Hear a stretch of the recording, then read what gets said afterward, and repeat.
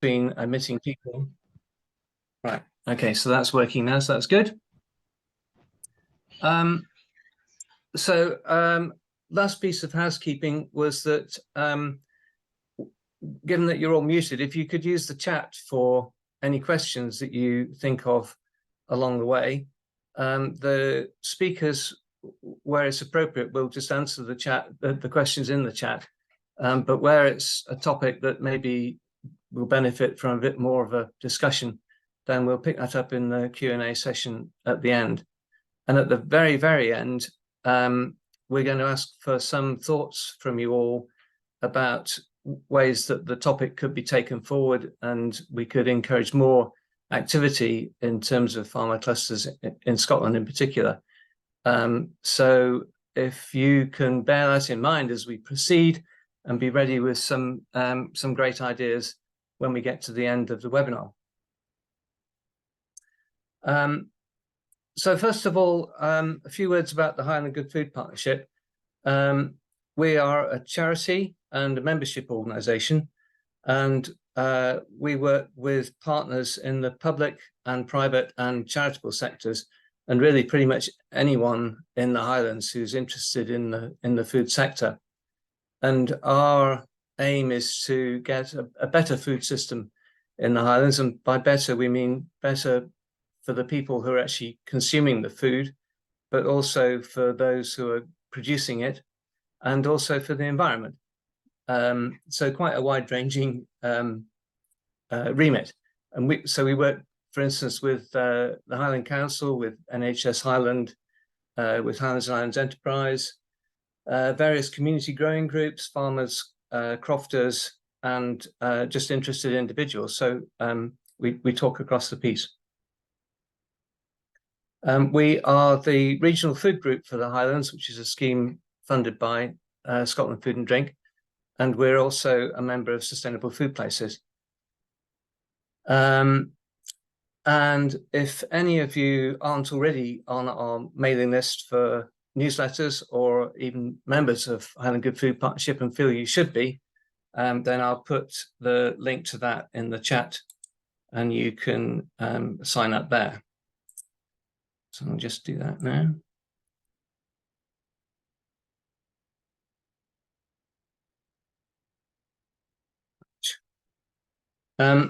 And so our interest in farmer clusters really came from a sort of wider feeling that if farmers can work together, then they can have a much bigger impact than if they work independently.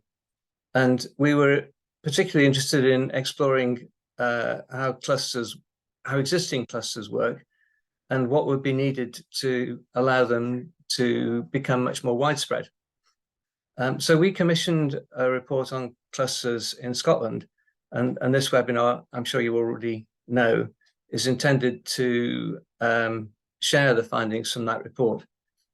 And I just need to thank our funders, so our core funders, which are Scotland Food and Drink, the Sustainable Food Places, and the Pebble Trust, and also Sustain, who funded the report itself through their Food for the Planet programme.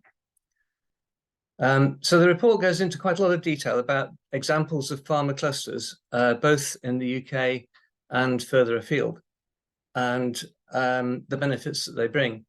And I don't really propose to go into that sort of line by line or in any detail. But to summarize, what we found was that collaboration between farmers is actually quite common, sometimes on a very informal basis, and sometimes on a more formal basis through jointly owned companies and the like. And the benefits that clusters bring are largely to do with biodiversity and nature conservation, but collaboration more generally brings multiple benefits. And I think from a Highland perspective, we were very conscious that collaboration is sort of in the DNA of the crofting movement, and therefore particularly appropriate in the Highlands. I was also at a meeting recently with Highland Adapts, and I was particularly struck by one of the other potential benefits of working together to manage land at landscape scale rather than just within farm boundaries. And they pointed out that their estimate from a risk assessment that they're doing at the moment on the effects of climate change, their estimate is that the cost of dealing with flood damage in the Highlands is likely to double from about £10 million a year at the moment to £20 million in 2050. And that's not something that we can really affect a great deal by reducing greenhouse gas emissions, because the impact of temperature change between now and 2050 is pretty much baked into what's already happened. It seems clear to me that if we can manage water tables and catchments on a landscape basis rather than in smaller holdings, then there's potential for very large public benefits.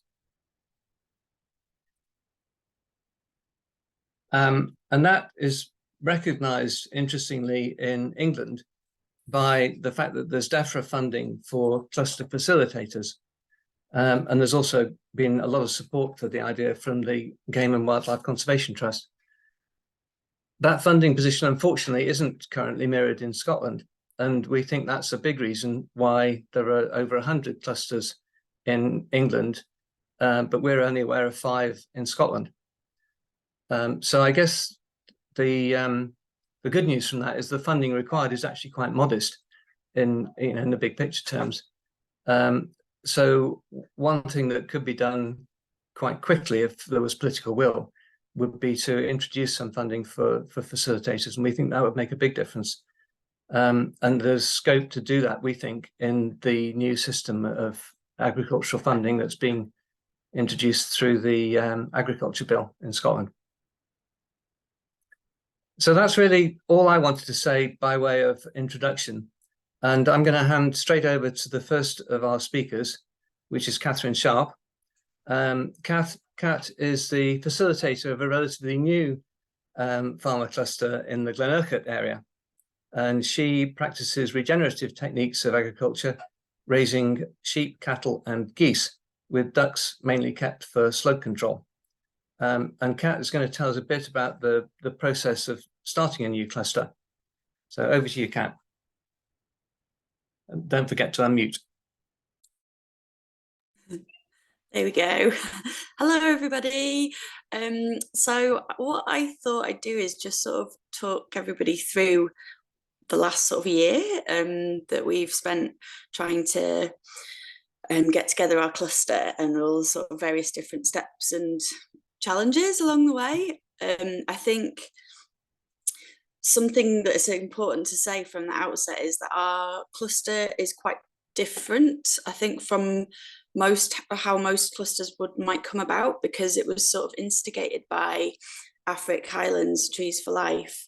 They were thinking having a farm cluster would be a good idea, so they sort of set the ball rolling with having a couple of meetings and things.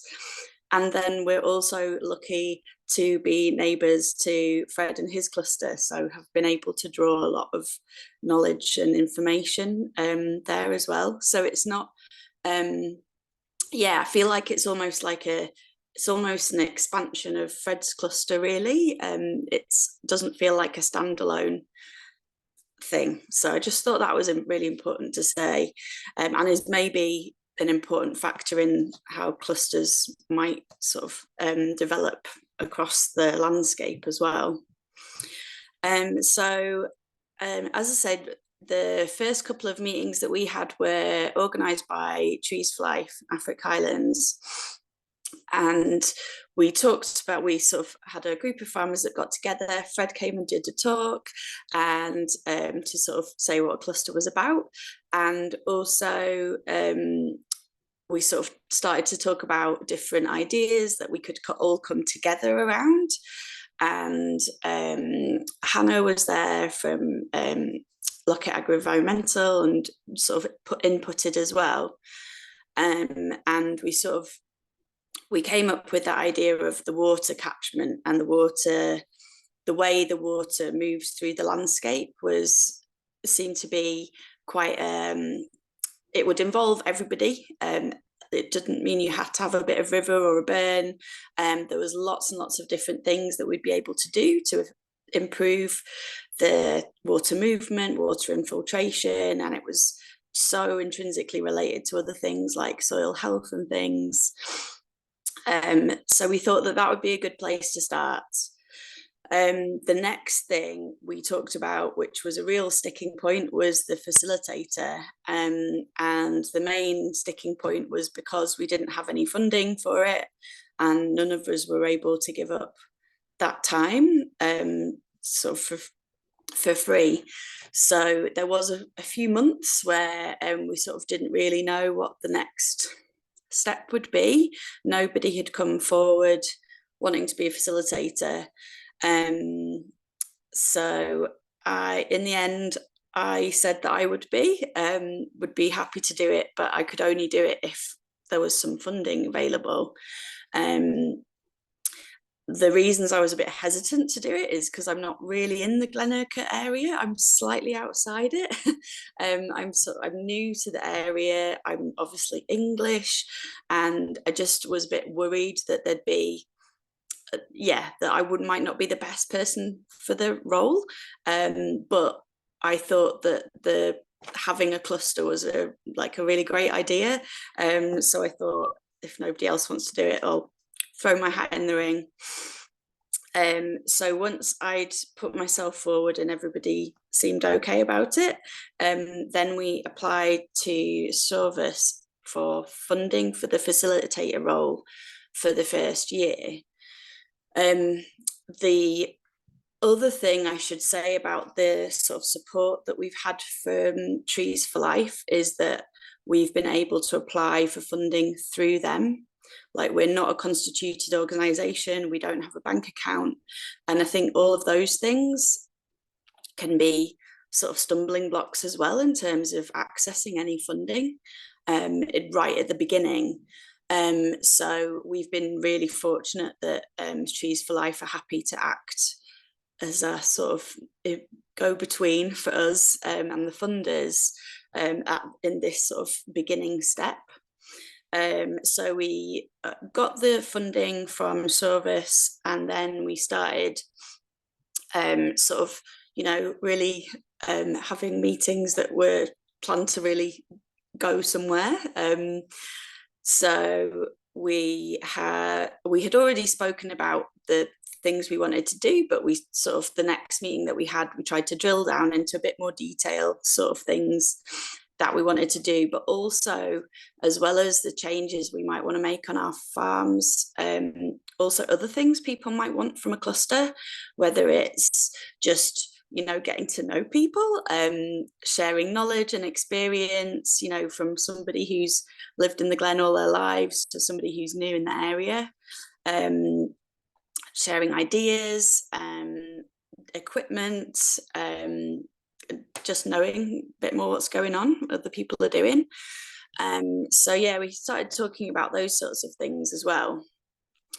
And then the next thing was for me to come out to each different farm, and we went through sort of what the farmers had on the farm already in terms of land and wildlife, and what people already want to do, because there's lots of farmers that want to do loads of stuff. It's just trying to find the money or the time to apply for money is not always easy.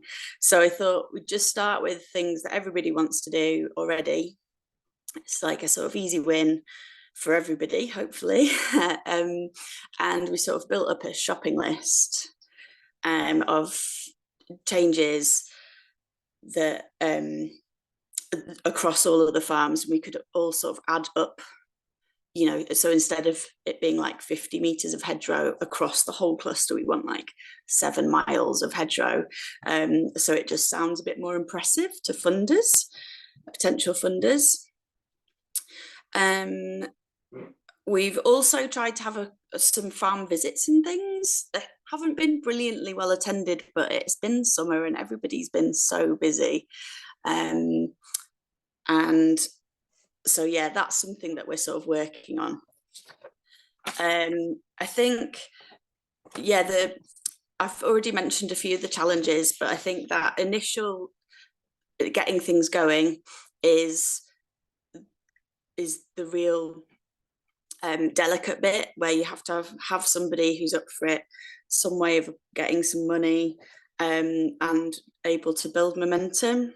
And yeah, people are busy, so it's sometimes quite difficult to coordinate things and yeah, have people make time for things, even though they really want them to happen. So I think that's my general roundup from the beginnings. Also, I suppose the main thing is I feel completely clueless, and I suppose that's okay, but we're just sort of feeling around in the dark most of the time, making things up. Kat, I wonder if it's worthwhile just actually explaining who Shorvis is, because I think a lot of people won't know that. So that is the Glen Urquhart sort of renewable energy community fund. So that's, as far as I know, they get money from the wind farm and then distribute it within the community to serve some sort of community benefits. Great, thanks so much for that. Okay, so that's a bit of an insight into the ins and outs of getting a cluster up and running, and I think also highlighting the importance of actually getting a facilitator and somebody to actually run with it. And great that, Catherine, you were able to do that, and that there was funding in the area for it. So now we're going to hear from Fred Swift. And Fred, as Kat said, is relatively close to Catherine. He farms at South Clunes Farm, which is a sheep and cattle farm, and he's the facilitator of the West Loch Ness Farm Cluster, which has 8 members, between them managing an amazing 6,500 hectares. So over to you, Fred. Fantastic. Thank you very, very much, Martin. Well done, everyone, for making it along here today. Good to see a couple of familiar names, if not faces, everyone hiding behind their names. Ed, Jaburi, I see you. Will, you've got nothing to hide. Good to see you as well, sir. I'm going to get up my little PowerPoint. If I can do some screen sharing. You'll have to excuse my PowerPoint. I think last time I did PowerPoint, it was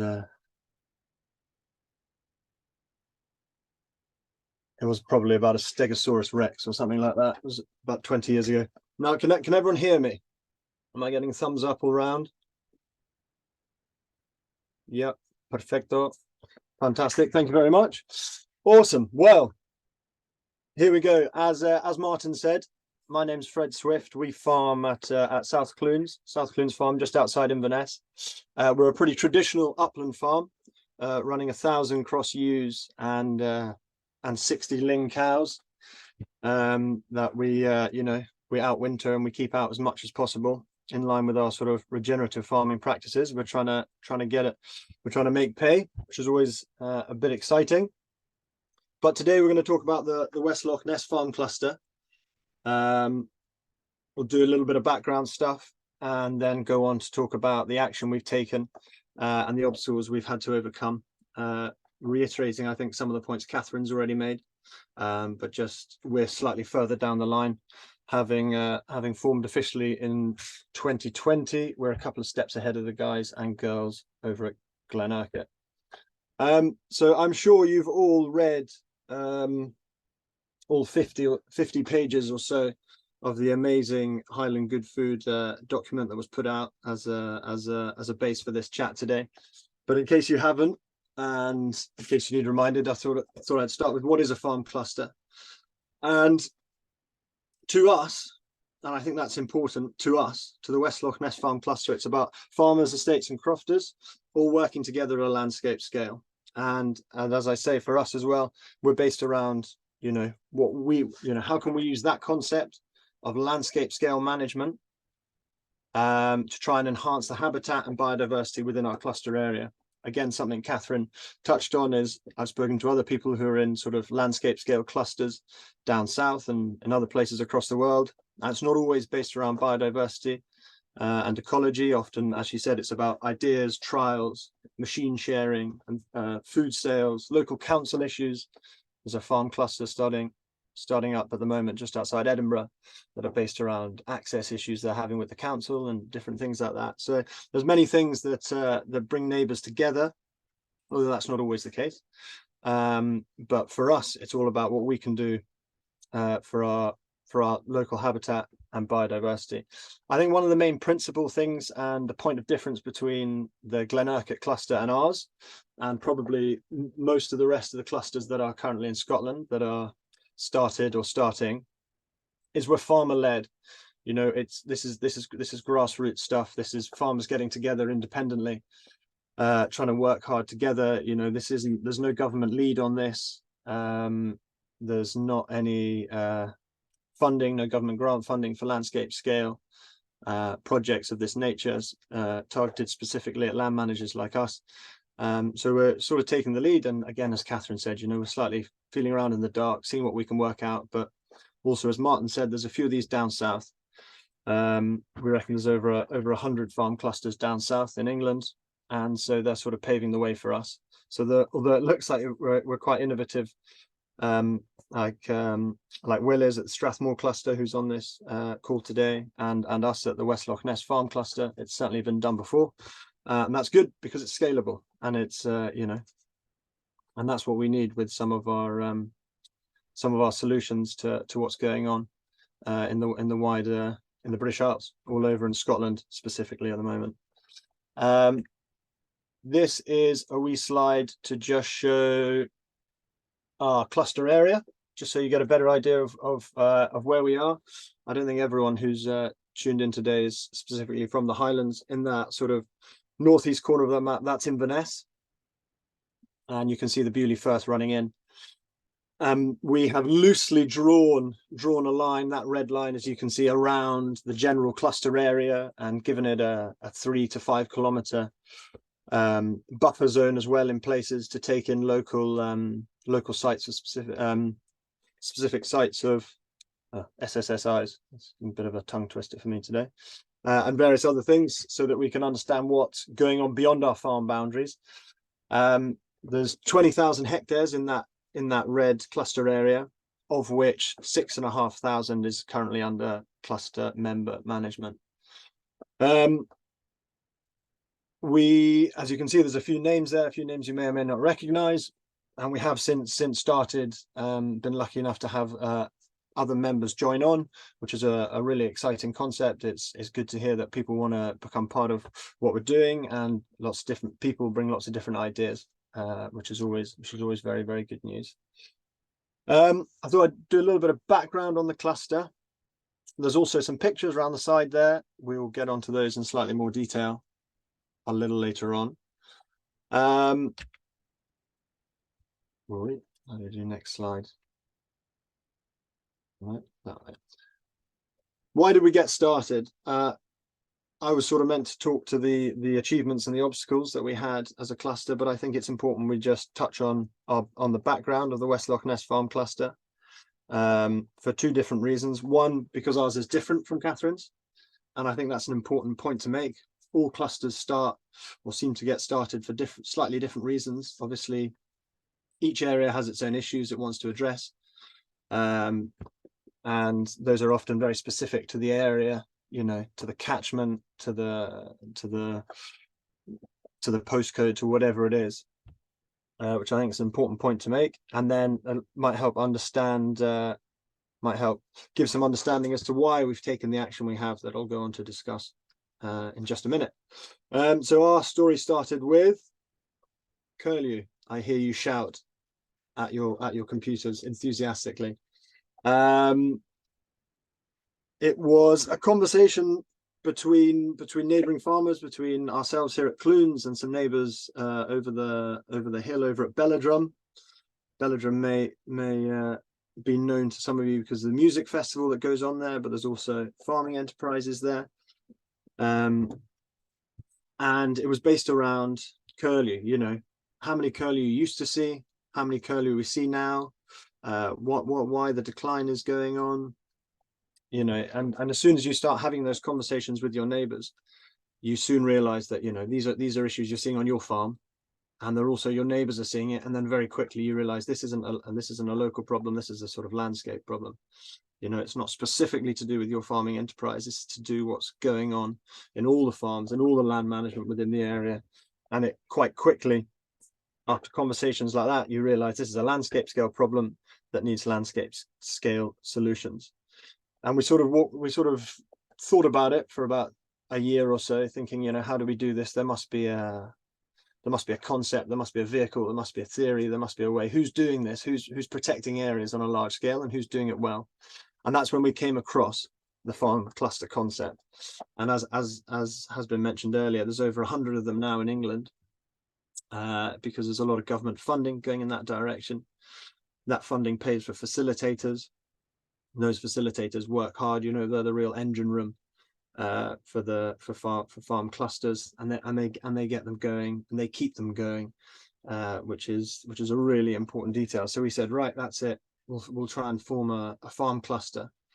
We don't really know what they are, but we'll try and get everyone in the room together, and we will try and see if we can find more common ground between everyone that farms and manages land within this sort of greater Aird region that we're really in here, you know, sort of nestled between Loch Ness and the Beaulieu Firth. So step one was getting the crack. Step one was getting everyone in the room. I have horribly plagiarized Richard Lockett's joke along the bottom here. When's the only time you get two farmers to work together? When there is a plan to shaft the third, which is pretty true across a lot of Scotland, a lot of the world, which I presume is which I sort of guess is a real barrier to why things like farmer clusters are not commonplace already. You know, how come they're doing this in a lot of other areas of the world, but you know, we spend so much of our time generally and stereotypically disagreeing with neighbors, and therefore it's difficult to get on. It's difficult therefore to find projects together. It's difficult to even have a situation like we have here where we got everyone in the room together. So the first thing we did after we decided we'd try and form a farm cluster was to get everyone in the room, as I've said. You can see a few people here. You may or may not recognize some faces. Couple of beers, cup of tea, just perfect. You know, these things, as you can see in the windows in the background, these sorts of meetings, these sorts of planning and idea sessions always work best in the winter months, you know, when farmers aren't so busy, when we're not, you know, rugby tackling sheep or baling, turning hay or whatever else is going on. So that's another good sort of management trick, that to try and make sure you get as many people in the room as possible. We got all potential members in the room. We got them all to bring their farm maps. You can see there's a few maps lying around there. Everyone loves big maps, nice colors. And ask them, you know, what species would they like to see thrive on their farms, estates and crofts, and what species would they like to try and see return. You know, what we tried to work out which particular animals, birds, lichens, mosses, plants, all the rest of it, people were most motivated by, people were most interested in, people had, you know, seen the trends. Because it's, you know, when you get people all in the room together and you can see the sort of the demographic of people there's a lot of experience in that room, and it's the farmers and land managers who know their ground the best. So you really need them in the room to be making decisions. This top-down stuff where we get, you know, advice from Brussels as it was, or advice from Edinburgh as it potentially is now, you know, is good and helps get some things going. But you know, if you've got local issues, I think they're best addressed by the local land managers. So that's what we did. We got them all got everyone in the room, and then we took those two things, those farm maps and those species lists, to a couple of local ecologists. Diana Gilbert, you can see her there on the left with the green trousers, and Richard Lockett, who's going to speak after me, I think, a little later on. And we said, look, here are two things. This is where we are in the world, and this is what we want to see back. You know, what on earth should we do next? And they took the initiative, and they kicked on with it, and it was absolutely fantastic. They did some mapping, as you can see, the mapping that we just looked at before this. They did a bit of desktop baseline survey work to see what sort of species and things are in the area, try to work out what sort of habitats were in the area, what was present already.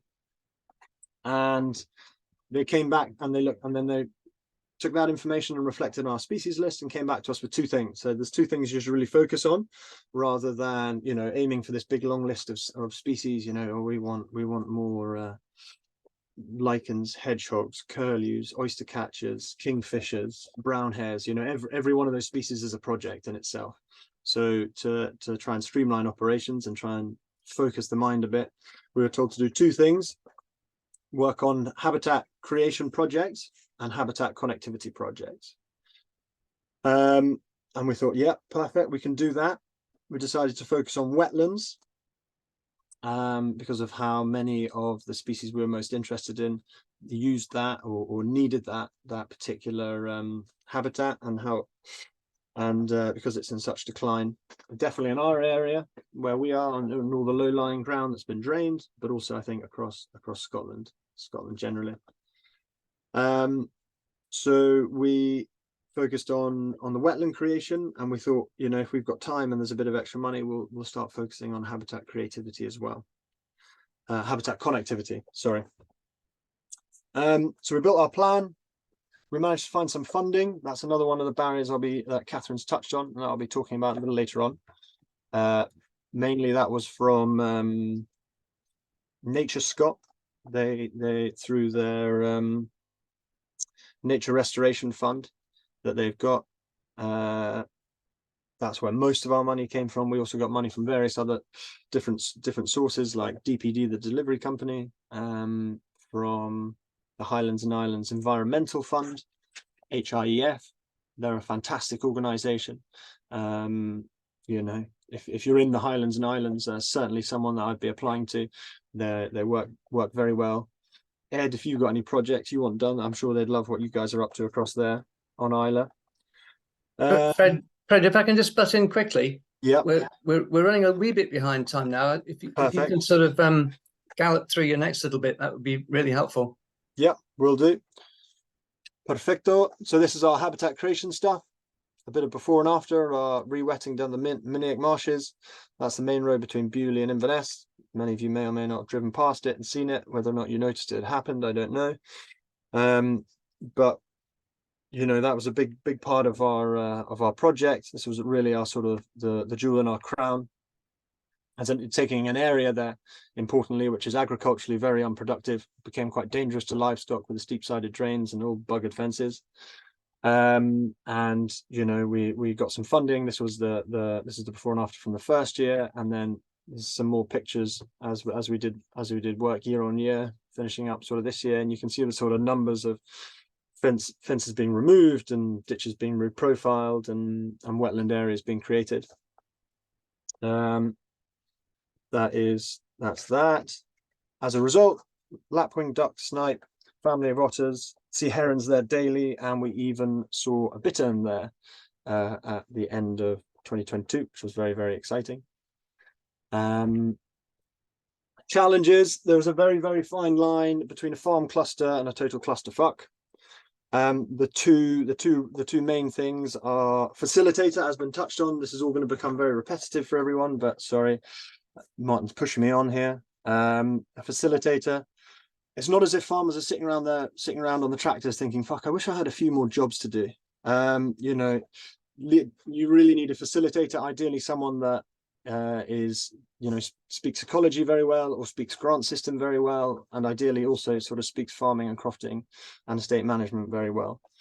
In England, as we've already mentioned, they have funding for this, and the funding is specifically for facilitation. It's not for any capital works. It's not for surveying. You know, it's all about how can we get someone who's going to sit in the middle, bring people in, bring them all to the table, make plans, and bloody get it going.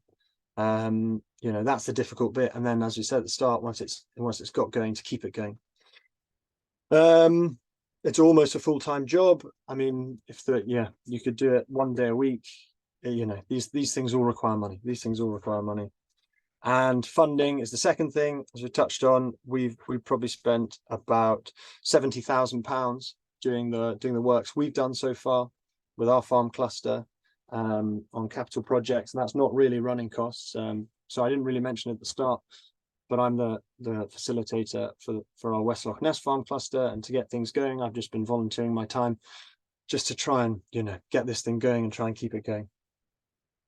But interestingly, just on funding, if I've got 1 minute more, Martin, how many minutes have I got? Half, none, one. In terms of funding opportunities, there's massive opportunities at the moment, because obviously this whole conversation needs to sit within the context of the climate and biodiversity crisis that we're all currently living through. And as a result of that, not only are public bodies looking to spend money on projects of this nature, but also a lot of private businesses as well. You know, they've all got corporate social responsibility. They all do a little bit of greenwashing. And if they're going to greenwash and give money to people that are actually going to do some hard work on the ground, then, you know, I'll happily accept that money. And as Catherine spoke about earlier, you know, there's like the money they got from the renewable energy in Glen Urquhart. There's a lot of money out there for projects that tick a lot of boxes that don't normally get ticked. You know, farmers working together, landscape scale, yada yada. I've said it all already. Finally, one of the things that sort of motivates me is to show that farming is not the F word in ecology and conservation. I think that the way that the grant scheme's moving, things are going to become more ecologically driven, and people that are together in a farm cluster or on any sort of landscape scale conservation effort are going to be, I think, well positioned for future funding opportunities through the government. And so that's why I thought, yeah, let's drive this project on and see how far we can get with it. Perfect. I think that is about it. That is a speedy version of the same. If I've got any questions, I haven't been able to see anything, but happy to answer anything at the end. That's fantastic. Thanks very much, Fred. If you could just unshare now, if you can actually, that'd be great. Excellent. Thank you very much for that, Fred. Very interesting and informative account of a well-established cluster. So our next speaker is something slightly different. Alistair Trail works for SAC Consulting, where, amongst other things, he's the project manager of the Food and Drink Tech Hub business support service for Highlands and Islands Enterprise, which is a very interesting project involving some support for farmers collaborating together. So slightly different from the previous presentations, but Alistair, over to you. Thank you very much. I'll just share my screen. I've got a couple of slides to share. Can you just let me know that you see that okay? Perfect. Yeah, so thank you very much. So my name is Alistair Trail, and I am Principal Food and Enterprise Consultant for SEC Consulting, which is the commercial arm of SRUC. So for those of you who don't know, SEC Consulting, I'm sure most of you do know, offers farming and advice to farms and rural businesses all over Scotland and Northern England. And we have some specialist teams that work in the food and drink and environment side, and I am part of the food and drink team, or the food and enterprise team, and I'll call ourselves. And as Martin mentioned, we were lucky to win the Food and Drink Tech Hub Business Support Service, a contract from Highlands and Islands Enterprise to deliver 3 years worth of support to food and drink and supply chain businesses in the Highland Council area. And today I just wanted to talk about that project and some of the support that might be applicable to you guys and to farms, especially our model of common interest groups, which might be useful where we can supply some facilitators to bring groups involved in the food and drink supply chain side together. So just to let you know that the Food and Drink Tech Hub and Support Service it's a 3-year project, and we're to work with 300 food and drink and supply chain businesses in the Highland Council area. So that's all from primary producers all the way through to food service and retail sector. Businesses out with the Highlands Council area can work on the project, can attend events, workshops, and so forth, but they can't receive any of the one-to-one support. So the project includes a variety different of support. So support business to develop their growth plans and facilitate or broker specialist support and technical support. It's raise awareness, increase implementation of new technologies, be that in food and drink manufacturing or in the supply chain, and develop collaborations between the food and drink sector, but also between academia and the public sector to deliver innovation and benefits to the food and drink sector as a whole. We also are going to supply insights to Highlands and Islands Enterprise of what businesses require from the Food and Drink Tech Hub, which High are considering building at the moment, which is a physical building which will provide a new product development and support to help the food and drink supply chain innovate. So as I said, they're looking at a site in Allness called Firish House. This is an old BT phone call center, and they are in the process of understanding whether they can convert this into a food and drink tech hub innovation center. So this would be a hub for businesses and food and drink businesses and supply chain businesses to collaborate together to innovate in the Highland Council area. The site will have development kitchens. It'll have space for upscaling recipes, for packaging.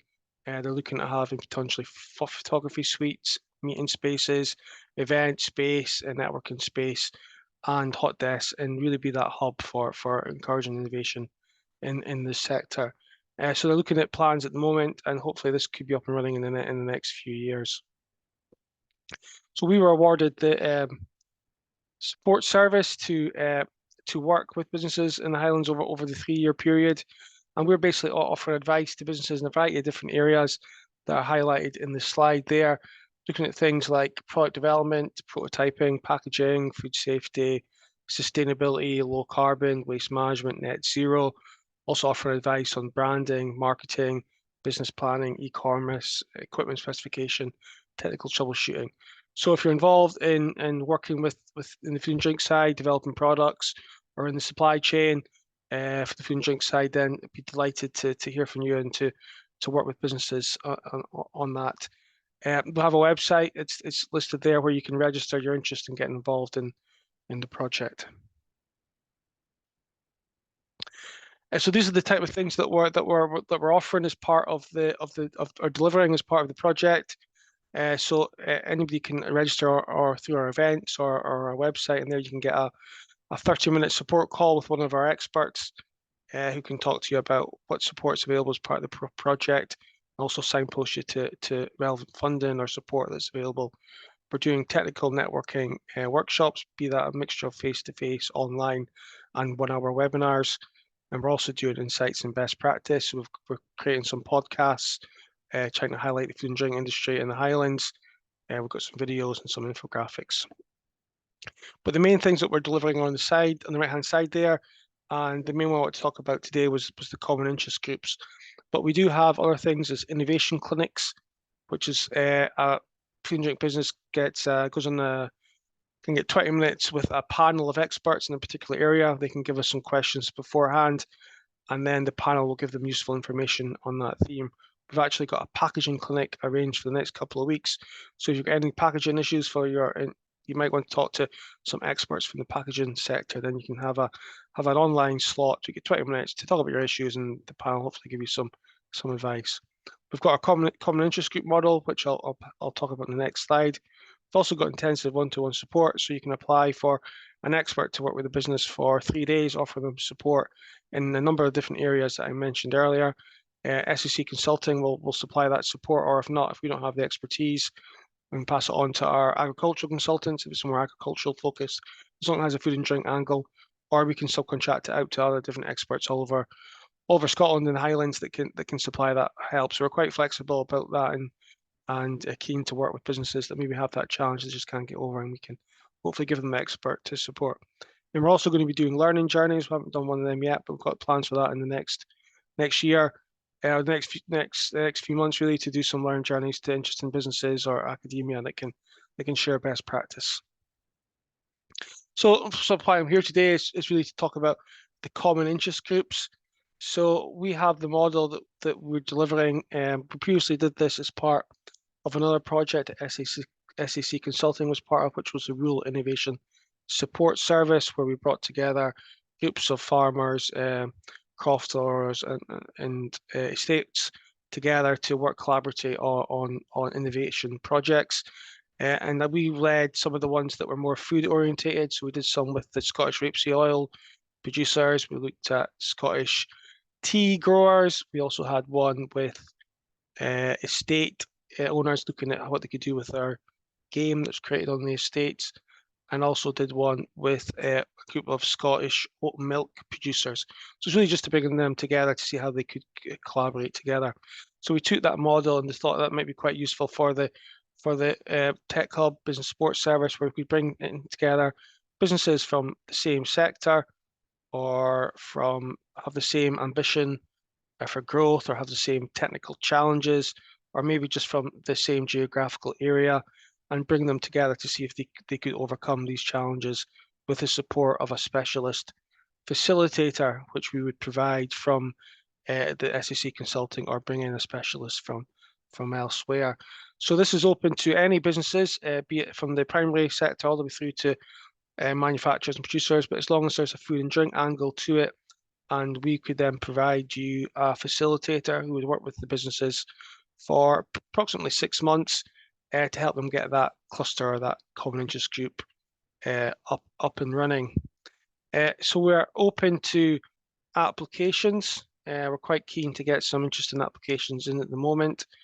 It might be that you've just got an idea yourself and you think there could be an opportunity to grow that idea, and you could apply for the common interest group, and then we would help identify other farms or other businesses that could be part of that cluster, part of that group, and then get the group up and running. And then we'd work with the person to get that group, have some few meetings start off, and then hopefully get the group in a stage where it will run itself a bit easier, and they can so basically do that brunt work at the beginning where maybe you don't have the time to do it, but you can get some help from a special facilitator. And that facilitator could also bring in external expertise, be that from support bodies, private sector, academia, know about funding, that type of thing, and bring that all together to help grow the group. We have 2 common interest groups up and running at the moment, and we're hoping to have another 2 up and running in the near future. The 2 at the moment is Highland Distillers Group, which is 16 independent distillers based in the Highland Council area that are collaborating together on issues like logistics, tourism, and net zero. We just had an in-person meeting of that group on Monday at Ulebeast Distillery in Inverness, which is really good. And we got a tour of the facility. There was lots of questions and best sharing, and sharing best practice between the group, which was excellent. And we're also involved in the Black Isle Feast project, which Martin is also involved in, which is all about encouraging collaboration in the Black Isle to showcase local produce. So these are the groups that we've got at the moment, but we're quite keen, as we say, keen to get a few more up and running, and we have the budget to pay a facilitator to do that. If you are interested in applying, you can scan the QR code there, or you can have a look at the link there for our SurveyMonkey application form. There's 5 or 6 questions. It may take half an hour to fill, but we're keen to hear from people that are interested. If you haven't got the link there, please let me know, and or let Martin know, and we'll can email you the details.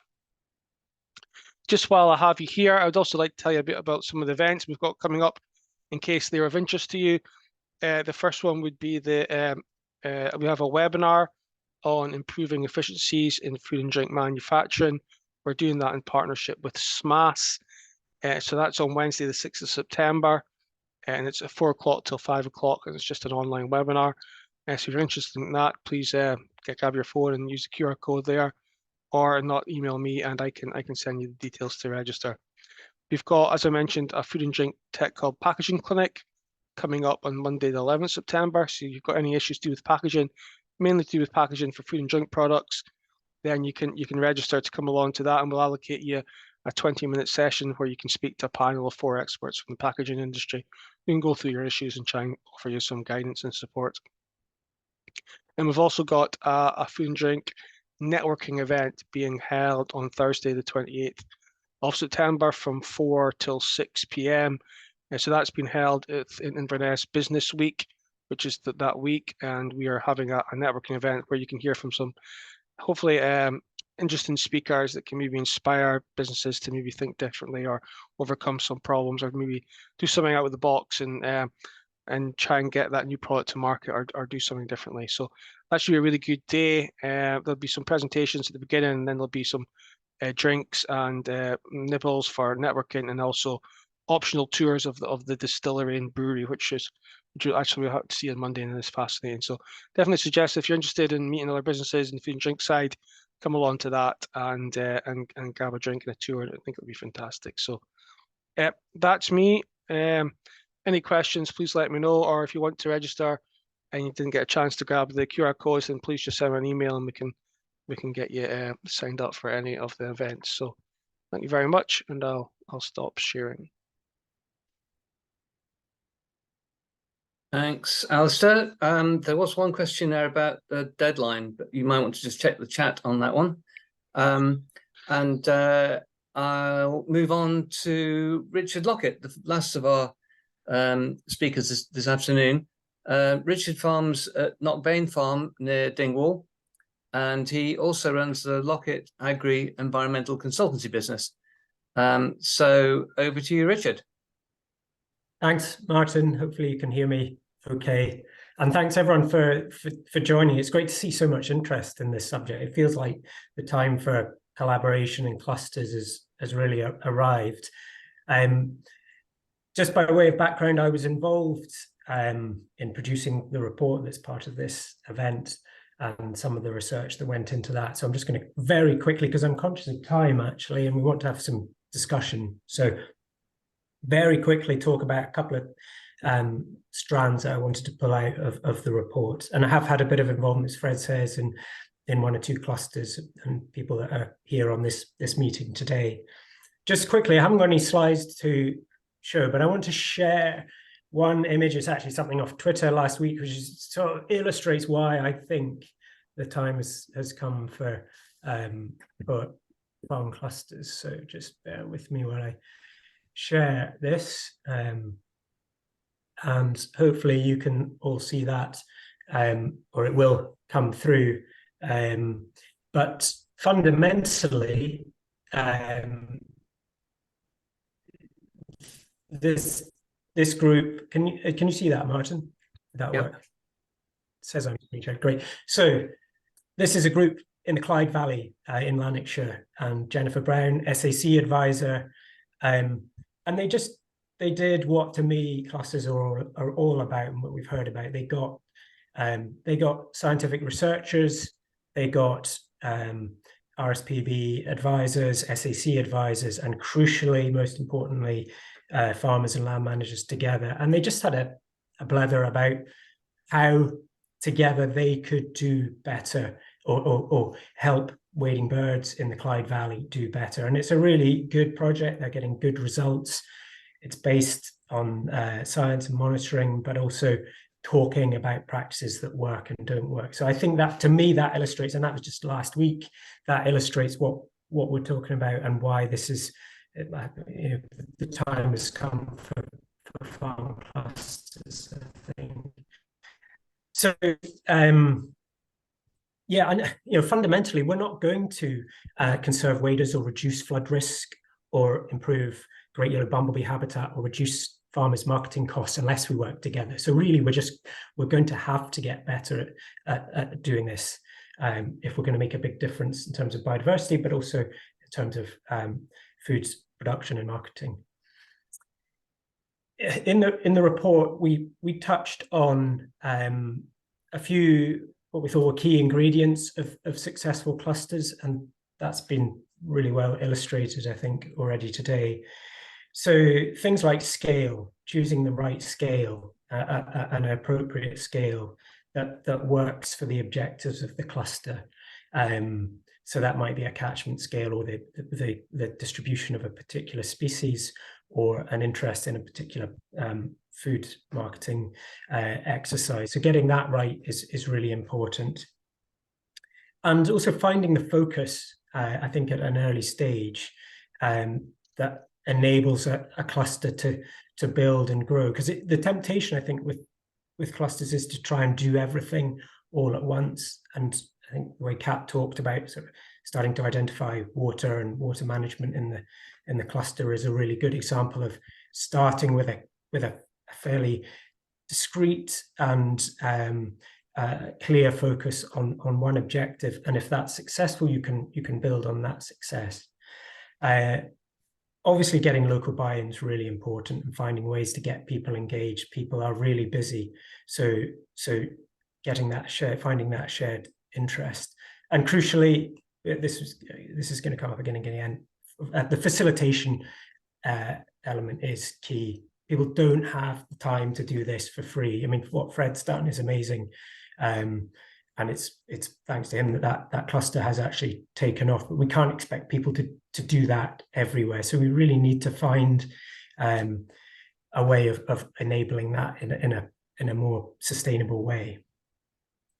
So just very quickly, and I'll just wrap up on this. Actually, we did talk in the report about the potential for clusters, other clusters in the Highlands, and we actually identified 3 examples of what we thought clusters might look like, and that wasn't definitive in any way. It was really just to act as a catalyst for thinking about farmer clusters and how they might evolve.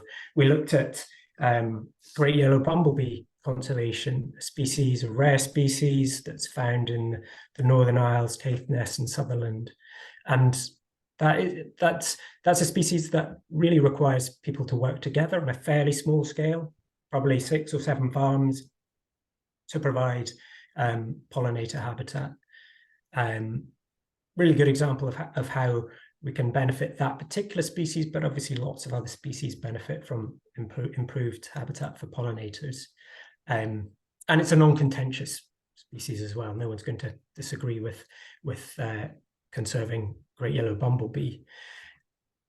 In looking at that, it really illustrates, I think, the need for building local capacity for facilitation, and Fred and Kat are really good examples of that. So we've perhaps in the past had examples of projects where project officers come in for 1, 2, 3 years and do a great job. But unless we've got that local capacity to continue that in a longer, more durable way, things can fade away. So people who are farming, people who are crofting, their partners, their sons and daughters, who have perhaps got a bit of time to take on a funded role in facilitation, can really drive a kind of a longer term ethos and make these sorts of collaborative efforts last. We talked about riparian woodland clusters and trying to find a way. River temperatures in the north of Scotland are increasing, unfortunately, due to climate change, and that's having a big effect. Planting trees next to rivers can help mitigate that, but it can also help improve habitat and reduce flood risk. But again, that's only going to only work if we do it at a large catchment scale. In some cases, we've got river trusts who can facilitate that. In other areas, we just don't, and that's perhaps something we need to consider. And lastly, we looked at something a little bit different, and perhaps now, I think, mismatch between where livestock are and the benefits that they can bring. So, for example, there seems to be more of a demand for using summer cattle grazing on sites in the north, in upland areas on the west coast. But it's not always easy in fact, it's very difficult to keep cattle in these areas in the winter. So enabling, facilitating a way of almost matching people in the eastern lowland areas who are happy to send some cattle to upland and west coast sites for summer grazing. That needs people to pull that together to facilitate that. Another example of how we think that could work. So that's just 3 very brief examples of the kind of thing we looked at and how they might work. But I don't want to go on any longer and hold back the chat, so I'll just stop there, Martin. Excellent. Thank you very much for that, Richard. I can't say we've been completely overrun with questions in the chat, but there's a couple just coming in now, which is great. There's one for Catherine, Fred, and Richard. This is from Lang Banks. In relation to the issues you spoke to, if you had one ask of Scottish Government, what would it be? So who wants to go first with that? Richard, do you want to kick off? Well, it's probably just an obvious answer, but to actually fund facilitation, I would say is the easy solution, and that doesn't need to. I don't think that necessarily needs to be particularly costly in sort of government budget terms. And there's an element of risk to that, because I think pump prime funding for embryonic clusters, they're not all going to work. Some might they don't catch fire, but that's okay. But if we've got a bit of pump prime funding to get them to see if they've got the potential, and then a bit more meaningful funding to pay for that facilitation in the slightly longer term, I would 100% welcome that.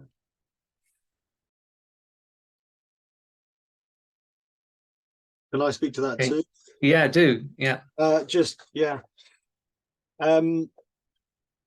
think one of the funny things was Nicola Sturgeon did such a good job of being the first world leader to say there is a climate and biodiversity crisis, and she made a big point of that. And you thought, okay, well, that's awesome that that's being addressed directly. And I'm not entirely sure if anything has changed in government policy since then, especially when it comes to EECs and agriculture and funding around agriculture, especially considering the amount of Scotland that is held in agricultural land. And you sort of think, well, anything. You ask one thing of what would it be for them to do anything. Would be quite cool, would be quite proactive. But I think big picture, just building on what Richard said, if there was something to happen, it would be good for that thing to be looking at landscape scale solutions, not just little farm one by one. This cluster concept works on the whole. So yeah, landscape scale solutions and some movement. Take the opportunity, like they seem to have done down south slightly better than us. Kat, do you want to add anything into that? Yeah, I suppose I'd like facilitation, cluster facilitation funding would be great. But I think fundamentally, a lot of the funding that farmers can apply for environmental improvements is so difficult to do that is why we've ended up as a group of farmers not being able to do what we want to do. Like a lot of people will pay other people to do the applications without any certainty of getting the money. So I think like for the quite a lot of the motivation from people in our cluster was to do an application all together, so we can basically like share the pain of going through applications for money. So I think, yeah, just not making it so difficult would be great. Excellent. Thank you for that, team. There's a question here from, and I'm apologize profusely if I get the pronunciation of your name wrong. Jaburi Ghazul from Nature Scott. And his question is primarily for Fred and Catherine. What prospects are there for leveraging private sector funds through natural capital markets or N-Trade LENs approach? I'm not sure what that means. And two, do you have concerns about such sources of fundings, i.e. engaging with the private sector, I guess? And three, how can Nature Scott support your ambitions, recognizing Nature Scott is similarly financially constrained? So I guess quite a wide-ranging question there about different sources of funding. And since Kat just finished, maybe Fred, do you want to have a stab at that first? Absolutely. Perfect, Jaburi. Thank you very much. Nice, easy question just to set us off with. Real middle of the road stuff. I think there might be something funny going on when you mention private sector funding opportunities. One almost gets the feeling that Scottish Government's dragging their heels so hard on this issue in the hope that the private sector will pick this up, because there's such a gulf when when you talk about you go on to talk about natural capital markets and things like that, which some people are becoming involved with carbon. Obviously, everyone who works in ecology is trying to work out a biodiversity credit system as well, and that seems to be a mad rush to the top or the bottom. I haven't quite worked it out yet to come up with a basket of metrics for that stuff. I do get the feeling that might be going on gently in the background, but in the meantime, why sit on your hands and wait for the Scottish Government to do anything about it? There's plenty companies, small, medium and large sized businesses out there looking to get the corporate social responsibility funds spent in the right sort of places, and small businesses that want to be involved in local projects as well. I don't LENs, I'm not sure what you're talking about there exactly. I'm very sorry. And sources of funding like that, I suppose the one thing would be longevity. About are you going to get those things? Are those going to be contracts? Are they going to align? Are they going to go year by year and get you very excited for a bit and then drop you, or are they going to pull you into bed for 25 years and say no one's going anywhere, you've got to keep doing this and keep providing because we're going to be dining off it for a long time? So that would be a potential source of concern. And in terms of Nature Scott supporting ambitions, something that was again, Nature Scott take the lead and sort of reiterate the same point again, something that's landscape scale specific, be that farm cluster, be that catchment based management, whatever the common denominator is for a landscape scale management group. I think it's what that covers it, I think. Thank you, Fred. Kat, do you want to add anything to that? I'm going to ask Richard as well, so get ready, even though you weren't fingered in the question. I think this is probably one for you as well. Kat. Yeah, I think I'm sure there is loads of potential to access private funding. I think I don't really know where to start with doing that, and I think that might be a bit of a problem. I've never been in the business sector and I don't understand corporate organizations. So it'd be really useful to know how to unlock that in sort of practical way. I would feel nervous about selling carbon credits and biodiversity credits and having those belong to somebody else. I think that's quite a strange thing to do. I don't know, it makes me feel very uncomfortable, but I can't really articulate exactly why. And I wouldn't want to expect anybody in our cluster to do that. So I suppose it depends what the private companies would want in return. If they just want us to do the work, then brilliant. Although something that has been raised by one of my cluster members is that paying for capital works is great, but sometimes the ongoing management of that capital project can also be quite costly. So as Fred was saying, like, is it just a one-off payment, or is it are there ongoing management costs that you can get through things like EECS? And yeah, in terms of NatureScot, I hope that they'll be able to support us going forward and do all of these sort of landscape scale changes. That would be fantastic. But yeah, I completely realise the funding will be limited, and it will perhaps get more and more competitive if more groups are doing similar things. Yeah. Thanks, Kat. And Richard, do you want to chip in on this one as well?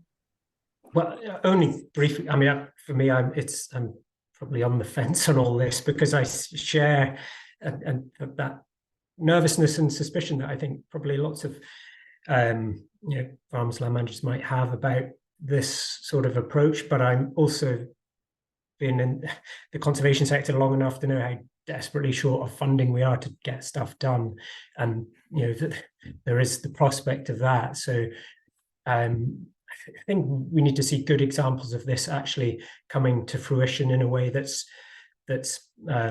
reasonably socially fair and just, and delivers the goods. And rightly, probably people are a bit wary of it at the moment. Great, thank you for that. And maybe there's a role for NatureScot in actually facilitating the connections between clusters and the private sector, possibly. So anyway, moving on, there's a question from Katrine Prager. Do you have any sense of what the appetite is in Scottish Government for relaunching the Environmental Cooperation Action Fund? That was in principle the equivalent of the Countryside Stewardship Facilitation Fund as is operational in England. I don't know if anyone wants to put their hand up to offer that answer. Richard, you're in the... only that I remember that fund, and I'm sure no one in Scottish Government remembers it happily, because it was sadly a total failure. It was launched and never actually funded anything and was pulled. So it was a bit of an example of how not to do it. I mean, it was laudable to try and do that, but it got bogged down and didn't work. And yeah, I don't have any sense of the appetite as the direct answer to the question, but I hope there is, and I hope that people's fingers haven't been so burnt that they think, crikey, we don't want to go near anything like that again.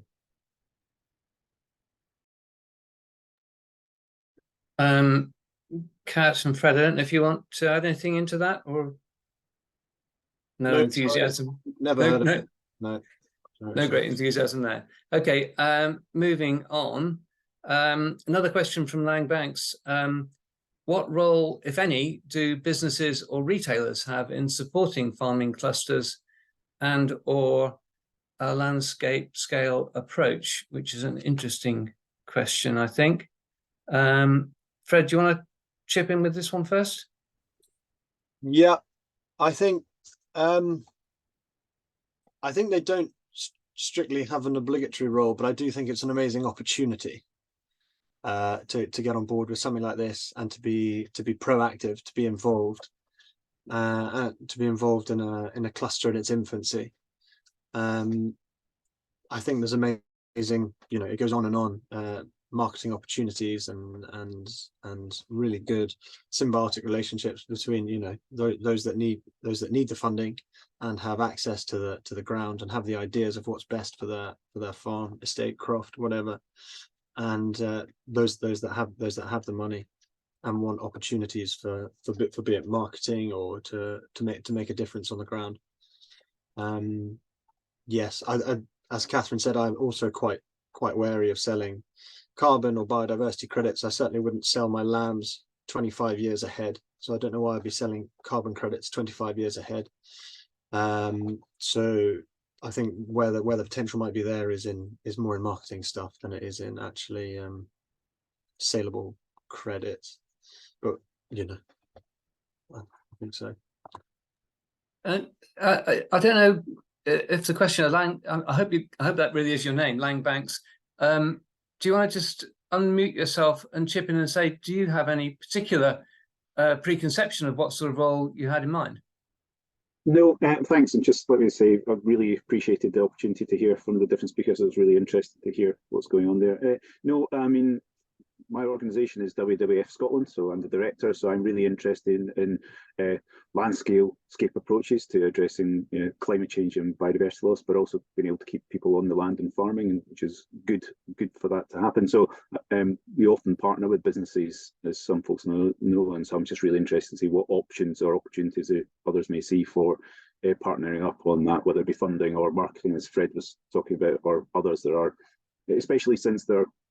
And I appreciate, I don't know the details of the particular landscapes that have been talked about to what extent the produce that is produced, whether it's farming, food or forest, is ending up with businesses, and what role they see in ensuring that that is a sustainable future, both for the people who work on the land, live on the land, and for the planet. So I think they should have an interest. What it may or may not be is for those on the land to kind of work. But I kind of feel like if retailers and businesses are removing produce, for want of a better word, and selling it on, I think they should have an interest on where it's coming from and the long-term viability, sustainability of it. So that was my reason for the question.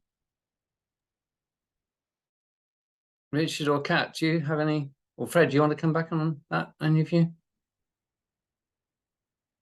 Kat? I think that, oh dear. Sorry, I just need to plug my tablet in. Yeah, I think that there's a really interesting sort of opportunity for business collaboration. I think a bit like Fred was saying, the sort of marketing potential, and but also I suppose it sprung to mind that last year a local guy got in touch with me.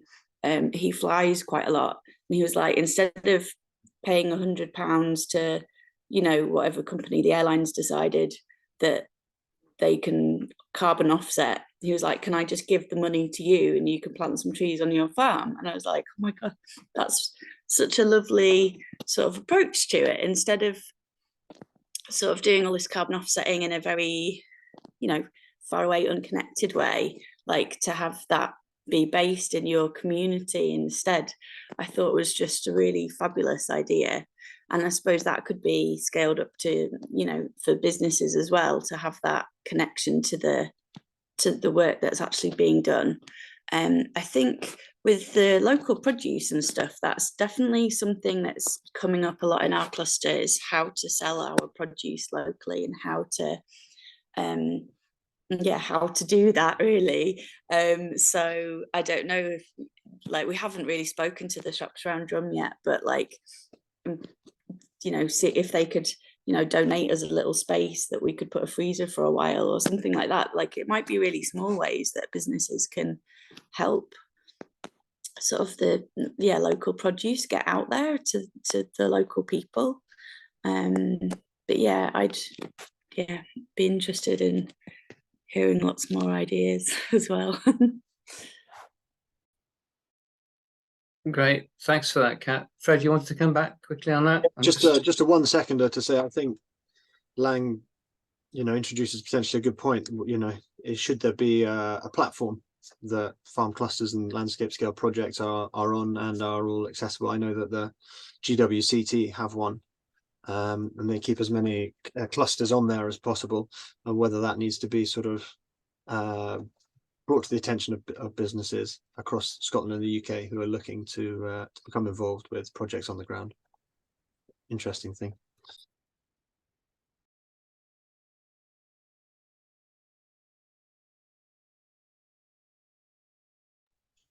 Sorry about that. The old muting thing again.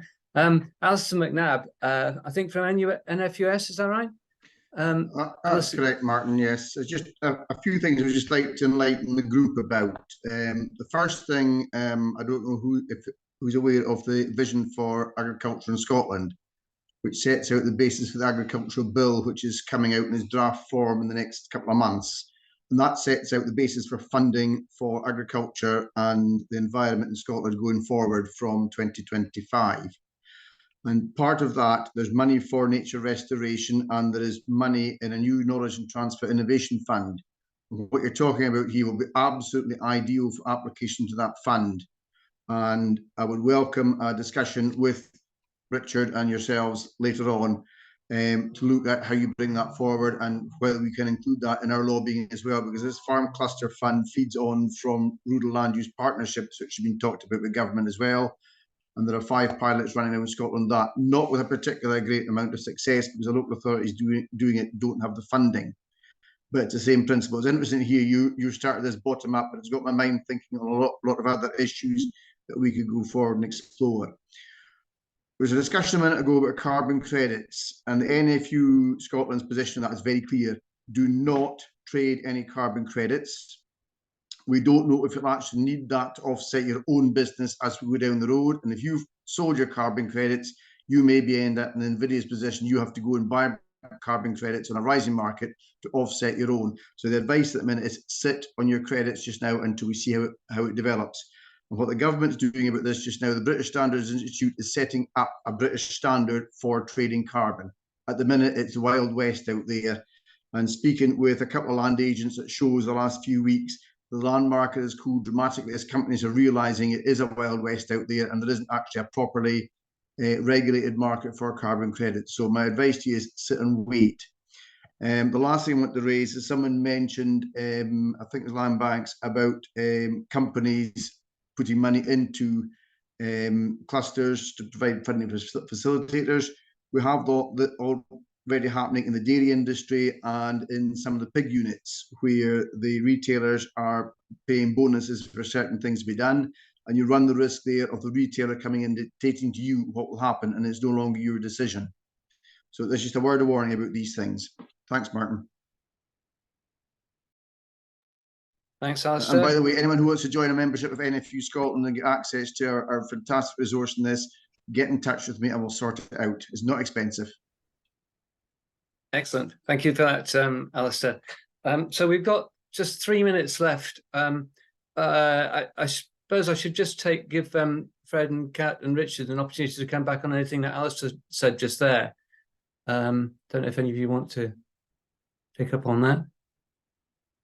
Doesn't seem to be any immediate enthusiasm, but possibly it's something that could be. Oh, Richard, you've just unmuted yourself. No, it's just great to hear that enthusiasm. I know Alistair's keen, and we've talked about actually, even in his river catchment, a catchment scale cluster. So that's, yeah, and obviously lots of other great potential. So yeah, happy to chat more.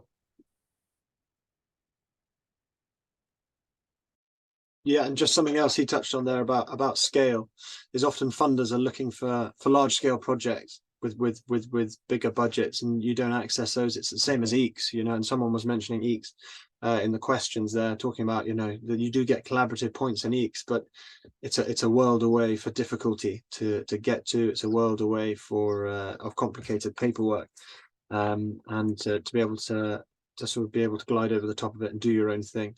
I think it's a good opportunity, although, you know, there is stuff there through EECS. It's a hell of a difficult to get to. But this scale does act as a good vehicle, managing to get your hands on some funds.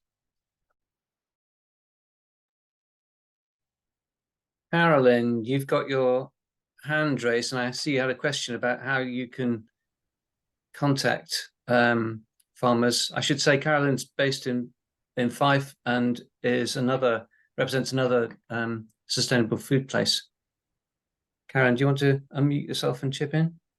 Thank you. Thank you so much, Martin, and thank you for putting on a really interesting, it's for us in Fife, it's really interesting to see the work that's been done. We have started, so I work for Fife Council in the climate change team, and I'm Sustainable Food Places coordinator for our food strategy and food partnership.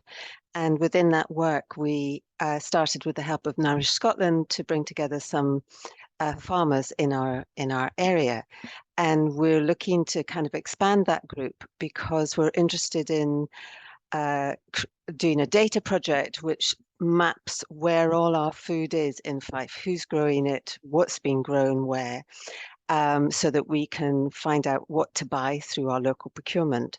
But also we want to kind of de-risk Fife from the kind of the global food catastrophe that's going to happen as climate change hits, and look at how we can become more self-sufficient and have more local markets. Because one of the discussions that we've had with the small amount of farmers that we have in our group that have been advising on the food strategy is the desire for local markets.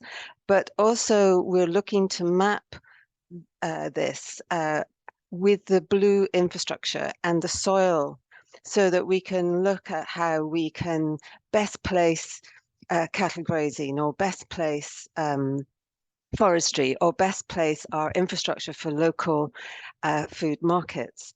And so my question is, as we are bringing all this information together, is how best can somebody from the council reach out into the farming community and engage with farmers? How best do farmers like to be engaged? Because that's not normally a communication line. I have contacted our local NFU, and that's taken quite a while, over a year, to try and access their membership. But I'm just wondering, from the farmers that are and the landowners on this call, how would you like, because you say it's it's good to have somebody that's communicating, that knows what they're talking about, but I'm just wondering, how best we can communicate with our farmers in Fife and try and engage with more clusters and bring them together on the work that we're doing. Thanks, Carolyn. I'm conscious of time. Has anyone got a very quick answer to that, or would like maybe to speak to Carolyn off this call? And if so, could they maybe put their contact details in the chat? And Fred, you're unmuted. Does that mean you're about to say something? Yes. Yeah, could do. I just going to say, things like this don't work. I wonder, in fact, how many people are here? Perhaps 40. How many of them are actually farmers? I think very few. Time of year like this, time of day like this is not a particularly ideal way of communicating with farmers. Time of year and time of day is important, and also getting out and meeting people face to face. I think it's the most important thing. Go and ask for advice, ask the direct questions.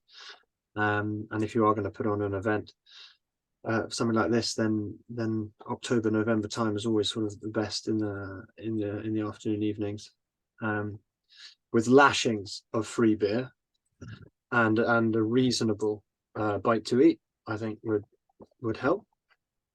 But happy to discuss later if you so want to, Alan. Thank you. Waiting for my invite, Fred. Brilliant. Well, thank you very much for that. There's some other really interesting stuff in the chat about potential for collaboration on things like deer control, invasive species, and access, which I think Fred actually mentioned earlier. I think we're out of time. We're just 3 minutes over. So I think probably what we need to do now is encourage you to scribble down some thoughts on next steps to develop this, because there's clearly a great deal of enthusiasm for the subject. Ellie, my colleague, has just popped into the chat a link to a Jamboard, which is an opportunity to put in any thoughts that you have. And also, it would be quite interesting to just, if you can add in a note saying whereabouts you're from and the name of your organizational business. So we got a bit of a better idea of who's been on the call.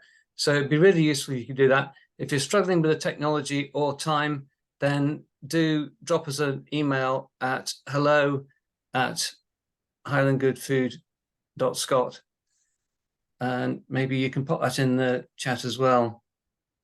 Ellie, yes, you have done. Excellent. So there's two options there. And I think I'm going to just ask Ellie to draw this to a close. It's been very, very stimulating. We will scour the chat at the end of it. Oh, there's a comment from Katrina, Ellie, that the Jamboard may be not editable.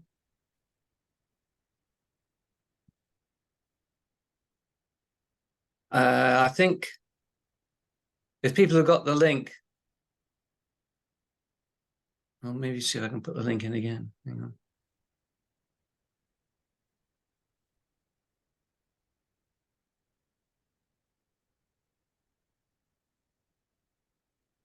Apologies, folks. I'm just checking the access details now.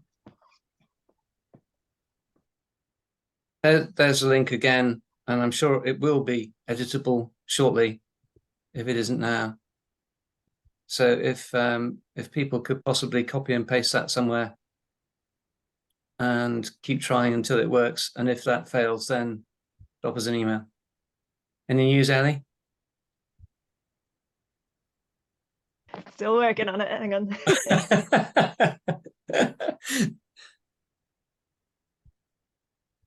Well, anyway, it's been great. Very, I'm sure everyone agrees, very interesting, worthwhile chat. Lots of useful and very well informed inputs from everyone. Thank you very much, everyone, for coming along. And I hope we do find some useful things that we can do together to move this forward and make it a bigger and more widespread concept in Scotland, and from our point of view, particularly in the Highlands.